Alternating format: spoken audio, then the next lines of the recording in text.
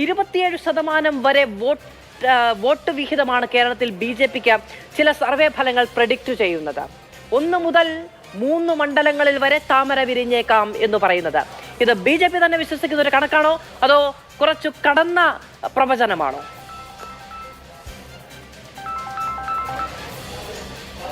അല്ല, അതിനു മുമ്പ് ഞാൻ ചോദിക്കട്ടെ, ഈ മാധുവിന് ഈ തലച്ചോറിൽ നിന്ന് ഇത്ര വലിയ മഥനം അതെനിക്ക് മനസ്സിലായില്ല. തലച്ചോറിൽ ഇങ്ങനെ വല്ലാതെ മതിക്കേണ്ട കാര്യമൊന്നുമില്ല. ജയിക്കുമ്പം മനസ്സിലാണ് സന്തോഷിക്കേണ്ടത്, മനസ്സിൽ സന്തോഷമാണ് വേണ്ടത്. തലച്ചോറിനെ വല്ലാതെ മതിച്ച് അതെന്തൊരു നെഗറ്റീവായ നിരീക്ഷണമാണെന്ന് എനിക്ക് മനസ്സിലാകുന്നില്ല. ഞാൻ ഈ റിസൾട്ട് എന്താണെന്ന് അറിയാനുള്ള ആകാംക്ഷ നമ്മുടെ തലച്ചോറിനെ മതിക്കുന്നു എന്നേ പറഞ്ഞുള്ളൂ. ബി.ജെ.പി ജയിക്കും എന്ന് പറയുമ്പോൾ എന്റെ തലച്ചോറ് കടഞ്ഞ് അതിൽ നിന്ന് എന്തെങ്കിലും വിഷം പുറത്തു വരുന്നു എന്ന് ഞാൻ പറഞ്ഞു. അങ്ങേക്ക് എന്തുകൊണ്ടാണ് അങ്ങനെ തോന്നുന്നത്? മാത്രമല്ല, വളരെ സൗഹാർദ്ദമായി വളരെ വളരെ ഓപ്പണായ ഒരു ക്വസ്റ്റിനെ അങ്ങ് എന്തിനാണ് അത്ര നെഗറ്റീവായി കാണുന്നതെന്ന് എനിക്ക് മനസ്സിലാവുന്നില്ല. ഞാൻ നെഗറ്റീവായിട്ട് കണ്ടില്ല. ഞാൻ വളരെ സത്യസന്ധമായിട്ടും സന്തോഷത്തോടെയാണ് പറഞ്ഞത്, ഒരു നെഗറ്റീവായിട്ടും അല്ല. പക്ഷെ വല്ലാതെ നമ്മുടെ തലച്ചോറിനെ മതിക്കേണ്ട കാര്യമില്ല. നമ്മുടെ മനസ്സിന് സന്തോഷമാണ് ഉണ്ടാവേണ്ടത്.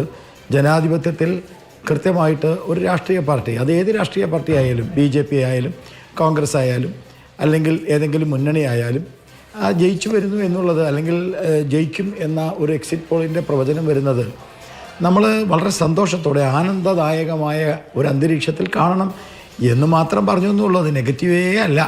പിന്നെ ഞാൻ വെറുതെ ഒരു ചോദ്യം ചോദിക്കുകയാണ് കേട്ടോ, തമാശയായിട്ട് എടുത്താൽ മതി. നമ്മൾ സൗഹൃദപരമായിട്ട് തന്നെയാണ് ചോദ്യങ്ങൾ പരസ്പരം അങ്ങോട്ടും ഇങ്ങോട്ടും ചോദിക്കുന്നത്. കഴിഞ്ഞ ഒരു 10-15 ദിവസമായിട്ട് ആകെ നെഗറ്റീവ് ആയിരുന്നല്ലോ ഈ ചാനലിൽ. ഞങ്ങളോട് ചോദിച്ചിരുന്നത് മുഴുവൻ ഒരെണ്ണം പോലും പോസിറ്റീവ് ചോദിച്ചിട്ടില്ലല്ലോ. എന്തുകൊണ്ടാണ് നരേന്ദ്രമോദി തകരുന്നത്? എന്തുകൊണ്ടാണ് ബി.ജെ.പി ഇല്ലാതാവുന്നത്? എന്തുകൊണ്ടാണ് പോളിംഗ് കുറഞ്ഞത്? എന്തുകൊണ്ടാണ് വർഗീയ വിഷം ചുമർത്തുന്നത്? ഇങ്ങനെ കഴിഞ്ഞ ഒരു 15 ദിവസത്തെ മാധു അടക്കമുള്ള മാതൃഭൂമിയിലെ അവതാരകന്മാരുടെ ചർച്ച വെറും നെഗറ്റീവായിരുന്നു, ബി.ജെ.പി വിരുദ്ധതയുടെ നെഗറ്റീവ്. അപ്പോൾ ഒന്നും നിങ്ങളെന്നാ നെഗറ്റീവ് ചർച്ച ചെയ്തൊന്നും ചോദിച്ചിട്ടില്ല കേട്ടോ. ഞങ്ങളൊക്കെ നിങ്ങൾ പറഞ്ഞതെല്ലാം കേട്ടിട്ട് ഞങ്ങൾ ഇരുന്ന് മറുപടി പറയുകയാണ് ചെയ്തത്. ഇനി ഞാൻ വിഷയത്തിലേക്ക് വരാം.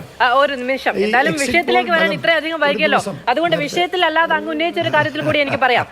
എന്തുകൊണ്ടാണ് ബി.ജെ.പി തകരുന്നത് എന്നൊരു ചോദ്യം കഴിഞ്ഞ 15 ദിവസത്തിനിടയിൽ ഏതെങ്കിലും ഒരു പാനലിസ്റ്റിനോട് ഞാൻ ചോദിച്ചിട്ടുണ്ടെങ്കിൽ, അല്ലെങ്കിൽ ഈ സ്ഥാപനത്തിലുള്ള ഒരു ജേർണലിസ്റ്റ് ചോദിച്ചിട്ടുണ്ടെങ്കിൽ ആ ചോദ്യം അങ്ങ് പ്രൊഡ്യൂസ് ചെയ്യണം പ്ലീസ്. ഞാനത് വിട്ടു. അതെങ്ങനെയാ ശരിയാവാ? അങ്ങ് വളരെ വളരെ ഉത്തമ ബോധ്യത്തോടെ ഒരു പാർട്ടിയുടെ ഉത്തരവാദിത്തപ്പെട്ട പ്രതിനിധി വന്നിരുന്ന് പറയാണ്, മാതൃഭൂമിയിലെ ജേർണലിസ്റ്റുകൾ ഇങ്ങനെയാണ് കഴിഞ്ഞ 15 ദിവസം ചോദിച്ചത്, എന്തുകൊണ്ടാണ് മോദി തകരുന്നത്, എന്തുകൊണ്ടാണ് ബി.ജെ.പി ഇല്ലാതാകുന്നത്? ഈ 2 ക്വസ്റ്റ്യൻ ഞാൻ എടുക്കുന്നു. പോളിംഗ് ശതമാനമൊക്കെ ചോദിക്കും കേട്ടോ, ഇലക്ഷൻ അല്ലേ, ചോദിക്കില്ലേ? പോളിംഗ് കുറഞ്ഞൊക്കെ ചോദിക്കും ഉറപ്പായിട്ടും. എന്തുകൊണ്ടാണ് മോദി തകരുന്നത്, ബി.ജെ.പി ഇല്ലാതാകുന്നത് എന്ന 2 ക്വസ്റ്റ്യൻ ചോദിച്ചിട്ടുണ്ടെങ്കിൽ ഉണ്ടെന്ന് പറയണം. ഇല്ലെങ്കിൽ ചോദിക്കാത്ത കാര്യം ഇനിയുള്ള 1 മണിക്കൂർ പറയരുതായിട്ട് ബി ഗോപാലകൃഷ്ണൻ.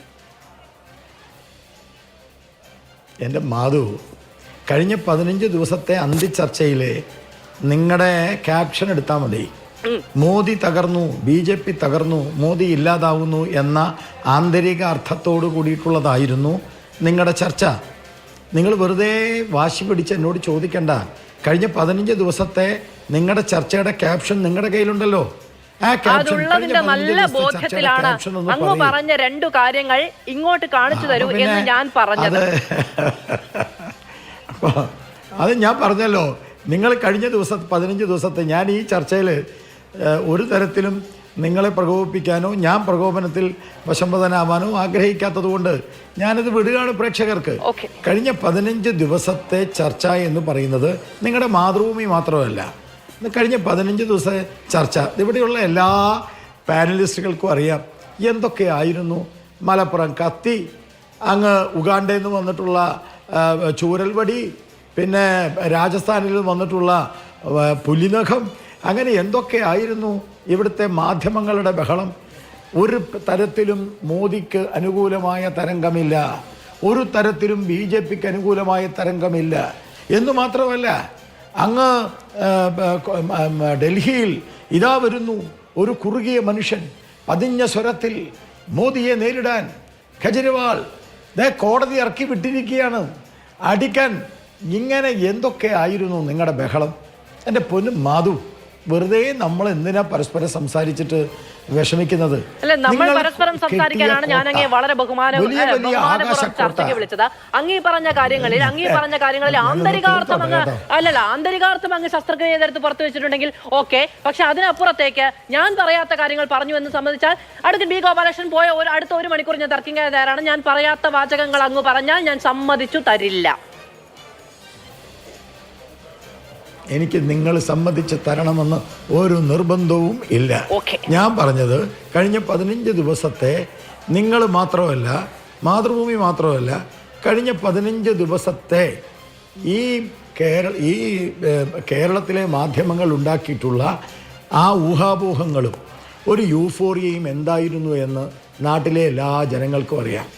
അപ്പം ഞാനത് വീണ്ടും വീണ്ടും ചർച്ചയ്ക്ക് വെക്കുന്നില്ല.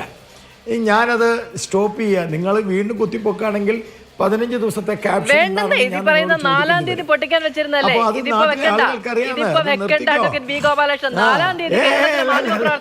കഴിഞ്ഞ ദിവസങ്ങളിലൊക്കെ വെച്ചിരുന്ന തലക്കെട്ടെടുത്ത് വെച്ച് ആഘോഷിക്കാൻ വെച്ചല്ലേ നിങ്ങളും നിങ്ങളുടെ സൈബർ ടീമും ഇരിക്കട്ടെ. 4-ാം തീയതി പൊട്ടിക്കാൻ എന്തെങ്കിലും ബാക്കി വേണ്ടേ? അഡ്വക്കേറ്റ് ബി ഗോപാലകൃഷ്ണൻ, ഒരു മിനിറ്റ്. ശരി, ഞാൻ വരാം. ശരി.